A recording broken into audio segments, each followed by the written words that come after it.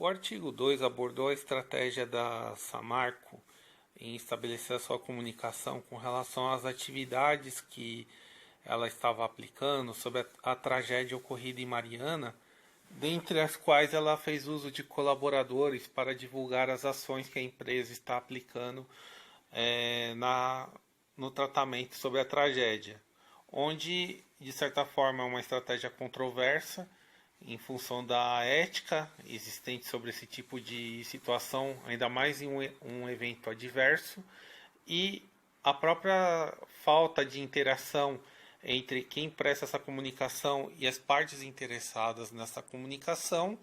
bem como a questão de que nunca a parte que está recebendo essa comunicação saberá se isso de fato foi uma comunicação espontânea por parte do colaborador ou não. Fazendo uma correlação desse artigo com o nosso trabalho, nós temos a questão de que esse tipo de comunicação foi estabelecido em um evento adverso. E atualmente também estamos passando por um evento adverso, onde caberia também avaliarmos as formas de comunicação da UFABC perante aos seus alunos, em especial os que cursam ciência e tecnologia, com relação ao que a faculdade vai fazer para a continuidade dos cursos. Então, vemos essa correlação nos dois casos. A comunicação estratégica é vista como um meio de fazer com que todos consigam entender a mensagem que precisa ser transmitida, e de maneira transparente. A comunicação de um curso com o aluno deve ser estruturada com base em cultura, organização e tecnologia. Assim, nesta época de pandemia, a universidade deve promover, através da tecnologia disponível, uma comunicação clara com alunos e professores acerca das disciplinas obrigatórias do bacharelado em Ciência e Tecnologia, levando em conta a sua cultura e modelo quadrimestral, para que seja informada uma nova previsão de oferta de disciplinas e assim seja possível a realização de um planejamento por parte dos alunos. Em relação ao artigo 4, basicamente temos o reforço da importância da comunicação organizacional como elemento essencial para o sucesso, onde através de um planejamento estratégico bem organizado é possível criar uma comunicação participativa e também contributiva, com troca de opiniões e expectativas. Considerando o tema do nosso projeto, primeiramente é necessário que os objetivos do curso e do corpo docente sejam claros e coerentes com a realidade dos alunos e de toda a instituição, de modo que as opiniões e expectativas de todos estejam sempre alinhadas. Assim, de uma forma integrada, é possível construir uma comunicação contributiva onde todos se sintam parte da instituição para conseguir uma melhoria nos resultados através da troca de opiniões e não apenas de uma divulgação de conteúdo. Por fim, uma vez que todas as partes se tornam ativas na construção do planejamento, levando em conta não somente o plano existente de disciplinas obrigatórias, mas também as experiências do ECE, devemos reforçar aprendizados que poderão ser replicados em futuros quadrimestres que também poderão ser conduzidos de forma semelhante ao atual. O artigo 5 abordou um estudo sobre o processo de comunicação da Universidade de Juazeiro do Norte, no Ceará, sob o ponto de vista dos colaboradores que são responsáveis em estabelecer essa comunicação na universidade, independente da área de atuação de cada colaborador.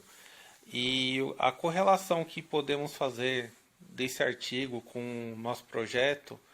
é como que a UFABC, sob o ponto de vista dos colaboradores, pode aperfeiçoar o seu processo de comunicação de tal forma que as pessoas que sejam público-alvo dessa comunicação se sintam bem informadas a respeito do que devem fazer em suas atividades acadêmicas e as pessoas que efetuam essa comunicação possam transmitir essa informação da melhor forma possível, atendendo aos anseios da universidade, bem como dos alunos que são o público-alvo dessa comunicação. O artigo trata de como a comunicação organizacional auxilia na implementação de uma cultura da organização dentro da empresa e se baseia em 3 fundamentos teóricos. O primeiro é da cultura da inovação, onde as lideranças da organização determinam e fazem com que seja praticado. O propósito, que consiste em dar liberdade para os colaboradores fornecerem ideias inovadoras para a organização. E por último, a comunicação organizacional, que é a estratégia de como utilizar a comunicação interna e externamente para que todos recebam a mesma informação. São apresentadas 3 funções de comunicação baseadas na tríade público, canal e conteúdo. A primeira é a função prospectiva, que é o mapeamento do público de interesse da organização e análise dos principais interesses. Tem a função estruturante, que busca soluções para a criação de redes dialógicas e que permitam a relação entre os públicos, de modo vertical, que seria de líder para empregado, horizontal, entre os indivíduos da mesma equipe, ou externamente, com investidores, fornecedores e parceiros. Por último, a função criativa, que programa e estimula as trocas dialógicas entre os públicos envolvidos e alimenta as redes dialógicas já existentes. Em relação ao tema do nosso projeto, podemos entender que os alunos deveriam possuir maior poder de voz na estruturação das disciplinas para este período de pandemia, podendo contribuir com ideias criativas para isso. Da mesma forma, seria de responsabilidade da universidade a análise das necessidades dos alunos e a execução de uma comunicação clara e precisa sobre os procedimentos de estudo emergencial.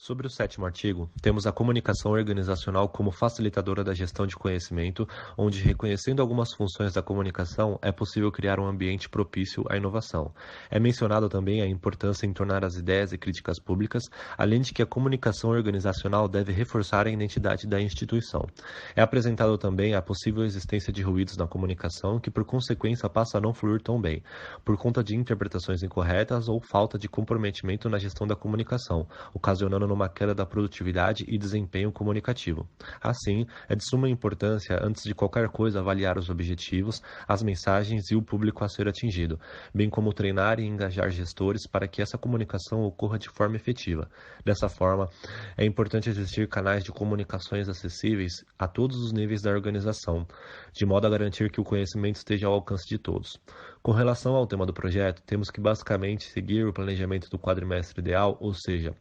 adotar uma estratégia já difundida e consolidada é fundamental para a abertura de portas futuras, mas além disso deve existir uma capacitação dos docentes e também por parte dos discentes para receber e transmitir mensagens de forma adequada e conseguir assim consolidar os valores e objetivos da instituição, bem como preparar e engajar. O artigo 8, ele aborda a questão do desafio da comunicação organizacional e dá uma atenção muito especial à questão do fluxo da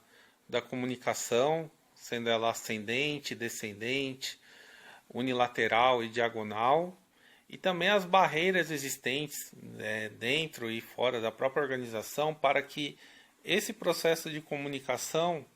atinja os objetivos esperados entre todas as partes envolvidas.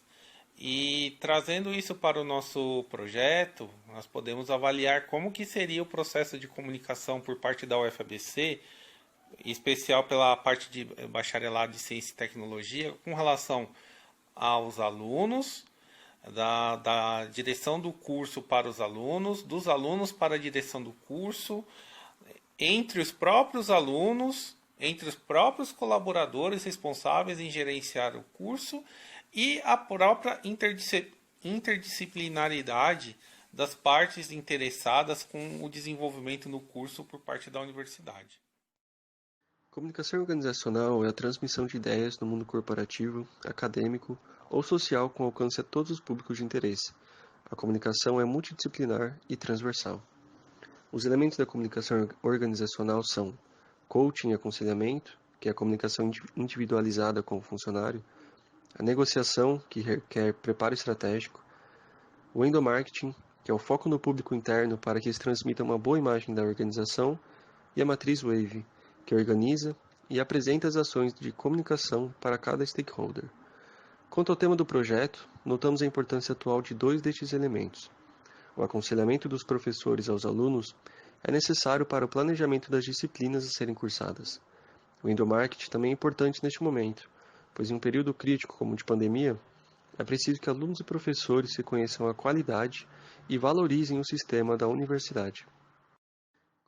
Por fim, com relação ao 10º artigo, são apresentados aspectos da comunicação organizacional como estratégia de comunicação para alcance de melhores resultados nas instituições, olhando também para os seus processos de organização, bem como para a conscientização comportamental e um consequente componente de contribuição dos envolvidos. São apresentadas as diferenças entre comunicar e informar, descrevendo a importância em sempre estar claro o teor da informação, o objetivo e também o resultado esperado, reforçando uma preocupação com a compreensão da comunicação. Após apresentar os tipos de comunicação dentro da organização, temos a necessidade da valorização das pessoas e suas capacidades, de modo a aumentar o comprometimento dos agentes envolvidos, além de que o investimento na comunicação pode se tornar fonte de retorno da performance e também de inovação. Com isso, relacionando com o tema do projeto, enxergamos a possibilidade de proporcionarmos situações colaborativas que possam contribuir para processos de tomada de decisão,